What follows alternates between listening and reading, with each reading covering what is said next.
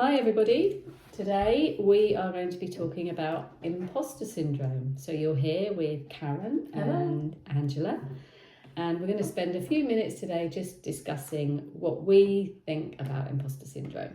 So if we start by giving a sort of definition of what this is, for us it occurs when somebody, an individual, believes that they're not as skilled maybe or as competent in their abilities as other people believe them to be, or as they have shown themselves to be to other people.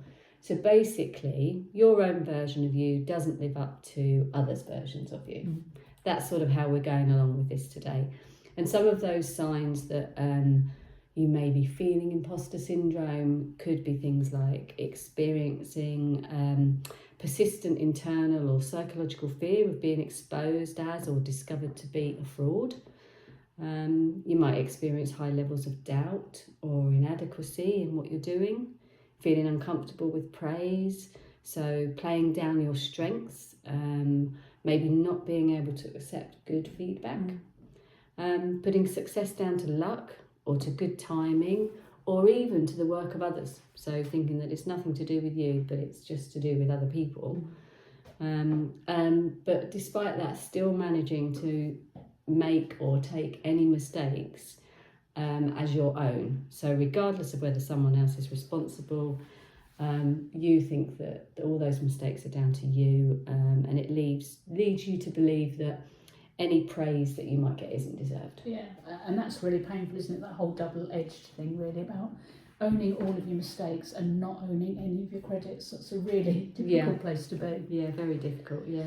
So as Angela says, it might be that those affected doubt their skills, their talents, their accomplishments, and worry constantly about being exposed or found out. And that's that expression in particular I find very powerful. I think I've suffered from this in the past, and that was very much what I felt, almost on edge, waiting for someone to actually see through me and realise that what was going on wasn't what they thought. Yeah, totally. And I think also as well, it would sometimes cause me to doubt the judgment of others. Yes. And so the fact that they thought that I was good or skillful or whatever almost made me think less of them for being so wrong in their assessment. Yeah. So you're even doubting everything that they're saying and their ability to actually make an they must be a informed bad decision. judge of character because they think well of me. Yes. Wow, that's what a syndrome that is. It is, isn't it? Yeah. And so it can be common amongst groups such as students at university or women in the workplace, and particularly in senior roles, minority groups, new parents. But I suspect, a long list of people actually we would find would say that they'd had experience of it at some point in the past. Yeah, I think so. And I think you can also sort of think about it in terms of family as well. So even in terms of trying to live alongside brothers and sisters, maybe if you don't think you're as good as them, comparing yourself to them, even comparing yourself to friends. In your social group, that can also have an effect, can't it? If whether you look good enough, whether you're bright enough, whether you've achieved enough in your life. Why do these people like me and choose to involve me in their lives? Yeah, definitely.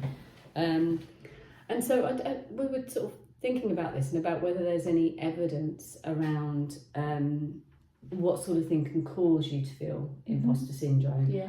And perhaps there's some evidence to say that personality traits might be the driver. Okay, yeah. So there may be parts of people, so perfectionism, for instance, if you're a perfectionist, that may drive you to not believe that you're as good as other people believe you to be. And certainly that's the person who would be much more aware of their failings, isn't it, as well? Yes. In as much as they aren't being perfect. Yeah. Yeah, absolutely. And then neuroticism, so if you're neurotic about things, then that can have an effect. Low self-efficacy, so that's around the belief that you can be successful. So if you don't believe that you can be successful, then you're more likely to be experiencing this imposter syndrome. And also there's an estimated percentage that 25 to 30% of high achievers actually experience imposter syndrome. Wow. Which is quite high, isn't it? You think 25 to 30%. Well, it's nearly a third, isn't it? Yeah. Actually, close to a third. Yeah, that's actually quite a sobering statistic, isn't it? One in three, or nearly 1 in 3, certainly more than 1 in 4. And when these are people who are in such high, responsible jobs, you know, they've achieved a lot in their lives, and they're the ones that are thinking that. But that can be quite an isolating place to be as well, can't it? When you're very successful, you might have a large team of people working underneath you, but you know, you might be in quite a competitive environment, maybe with other board members or other senior managers. So I think probably maybe the isolation plays into that as well. And I think sometimes you can get to a point in your career where you're in such a senior post that actually it almost seems as if it's everybody else around you that works for you that's doing everything. Yes. And you therefore may sort of suddenly look at yourself and think, how on earth did I get here? Yes. What am I actually doing? What am I actually contributing? Yeah, what am I contributing to this? Everybody else is doing a really good job. I'm not. Why on earth do they think that I should be in this position? Yeah, I think that's quite profound, really. So I think we're painting a picture really about how stressful it is to live with imposter syndrome. Yeah.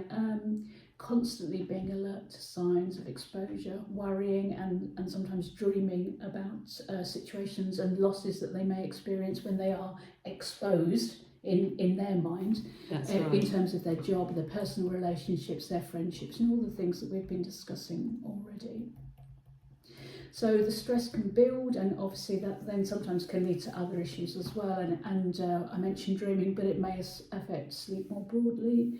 Certainly cause anxiety and/or depression and irritability, which might be driven by the sleep, or might just be the constant worry that you're living with. Yeah, part of it. And if you're thinking about the fact that, I suppose it leads to that worry about whether you're going to maintain your job, whether you can stay in your job, certainly if it's around work, or whether your friends will still like you. You know, all of those things are going to be coming into your mind. They're going to work towards disrupted sort of the sleep. cornerstones of our lives, aren't they? You know, you have a job so that you can pay your rent or your mortgage and put food on the table, and how much is that amplified if you have a family? And so, you know, the threat to the sorts of areas where people do feel vulnerable are big impacts, I think, aren't they, for people to do? Huge impacts. And just by coincidence, actually, when we were sort of talking about doing one on imposter syndrome, I had the news on, and I saw an interview with a really interesting young man. I believe he was Nigerian by birth. I think he was trafficked to the UK and was brought up in care. But amazingly now, he is a very successful American footballer. Oh. And it's really just an incredible story. He's called F.A. Abada. And I will put a link to the news piece in the notes with our story, because he was talking about how imposter syndrome has affected him. Right. And when I was looking for the link for FA, I found an article with singer Billie Eilish as well. And again, she talks about how imposter syndrome has affected her. And I always love it when high profile and prominent people are brave enough to talk about how they suffer. Yeah. Because I think it's very inspirational for people who perhaps don't have their audience or don't have the resources available to the most successful people in life do. So I'll put some links in our words around the article to those two articles. It's an interesting watch, definitely. Yeah, that sounds great. I'll have to go and have a look at those myself. So I suppose for us, because we are two hypnotherapists, practicing hypnotherapists, what sort of things would we do? How would we work with people, clients who would come to see us who are experiencing this sort of phenomenon, this imposter syndrome? And I suspect we would do certainly take similar approaches, but certainly to challenge the negative thoughts. So spend some time reframing those thoughts to make them more positive. Do some practicing around accepting compliments. Yeah. That's huge. And believing in it. So trying to change those beliefs around actually believing those compliments. Definitely. Saying thank you for them, not excusing or squirming. Yeah. Increasing self-esteem through relaxation techniques and suggestion therapy. So just trying to relax a little bit more, reduce your feelings of anxiety, so help you to sleep better, etc. Building confidence. So yes, that too. Yeah. thinking about, so we might say, so how would a confident person act or think in this situation? Yeah. You know, What would be imagine the difference between that person and the place where where your you client are. is now. Yeah, yeah. Absolutely, yeah. Try and imagine that, and then working to ensure sort of general mental well-being. So increasing capacity to rationalise your feelings, being able to do those sorts of things. Yeah, I think for me, I think all of the things you've said, but for me, I think the starting point would be trying to turn around those negative thoughts. Yes. You know, start moving all away from that place where everything is dark and difficult, and Yeah. you know, and I think just trying to move them to a more positive frame of mind, where then they are in a better position to start being able to take, you know, the recognition that they undoubtedly deserve, because your boss is not a fool, No. and man did not get to be your boss by being a fool, or that No. woman. Yeah. So, Yeah. okay, so those are our thoughts on imposter syndrome. Hopefully you found that interesting and useful. And as I say, do go and check out those 2 interviews that I mentioned earlier. It's time for our regular little update. You love this. Regular update. Well, I say update on what we've been doing. I haven't done any preparation myself either, so you're going to make me squirm too. So Angela, I'm going to say to you, what's been good this week? What's been good this week? Well, do you know, I didn't even think about this on the way around here today. And then we Which I take usually do. I usually think, oh, what am I going to say? But I haven't actually thought about it. Okay, well, I'm still going to ask you. So, what's been good? Well, what's been good? I've been getting over a cold, so Okay. that's good because it means I'm getting better. Yes. So that's definitely been good this You week. won't mention the fact that your husband's now got the cold, because that's not so good, is it? Not so good. You know, Anyway, you're feeling okay. better. That's great. Yes. That's really good. What which else? is good. I had a lie-in the other morning. Oh, there's a treat. Was it was a proper teenager lie-in? It was, well, no, not really. Not a proper teenager one. But for me it was. Yeah. So it was, I would say, 2.5 hours Wow. lie-in for me, which is It's a long which time is for a grown-up, amazing isn't for a it? grown-up, yeah. Okay, Yeah, I like which both was- of those. What else? Yeah, that was lovely. So that was really good. What else has been good? I bought myself some daffodils yesterday. Oh, lovely daffodils at this time of year. That was good. So they are beautiful. They're just coming out now, and just beautiful yellow brightness. It's just so nice. It's gorgeous, and I had some actually, and I've just had to throw them out because they were just past their best. But yeah, they're a lovely thing to see at this time. Yeah, they are. So you made those 3 look really quite easy, so I'm going to ask for 4. Thank you very much. My It's pleasure. very helpful. A 4th one. Well, what's been good as well that I've noticed is that because I get up early to walk my dog most days, although I didn't the other day when I had a lie-in, it's starting to get so light now. So when I'm out in the morning at 6 o'clock, it's light. It's really nice. It's lovely, and it makes me feel good, and it makes me feel happy, Definitely. knowing that we're coming into those spring, summer months properly now. I do always think this is quite a positive and energising time, and it is because you're coming out of the dark and the cold. I A know new life we've for had me. a cold snap, haven't we? But Yeah. daffodils and longer days is great. It's Yeah. really good for us, isn't it? Yeah. That's a nice list. I like that. I approve. Well done. Thank you very much. So, Cameron, over to you. For you Okay. to tell me what's been positive for you, what you're grateful for. Okay. What's great. Well, I again, like you, didn't do any preparation, but we were mentioning, weren't we, before we started recording, that I was lucky enough to have a massage this morning. That was fabulous. Oh, yes.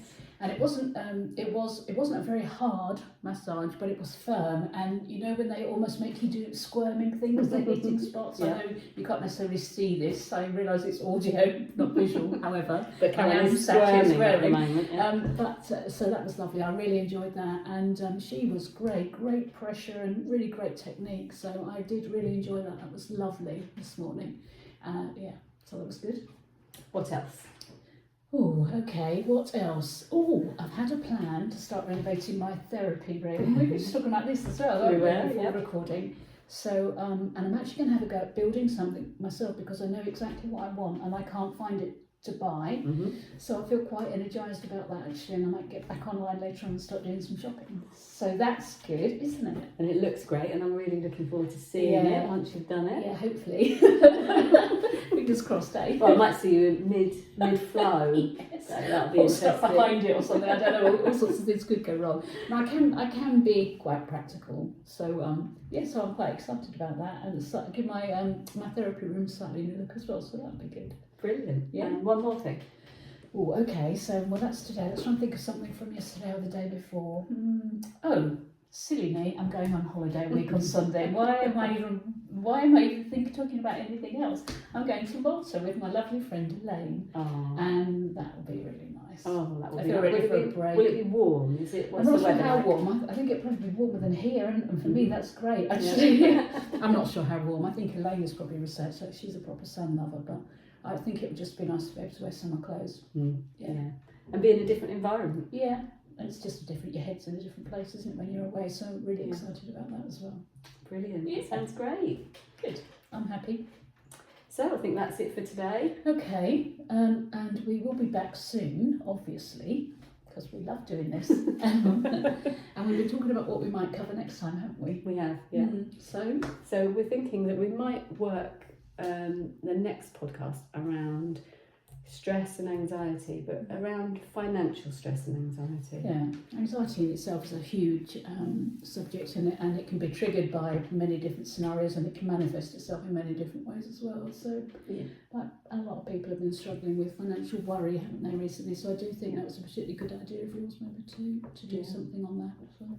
Yeah, so we'll talk about that. Yeah, maybe after I've been to Malta. Yes. And you'll be nice and brown. But again, it's audio, a lovely not visual. So you can describe me. Yes. What colour was it? Karen will be glowing when we do the next podcast. Glowing, is that sweating? No, it's just glowing. Oh, okay, all right, I'll take that. Thank you very much. Okay, well, thank you very much for listening, and we'll be back soon.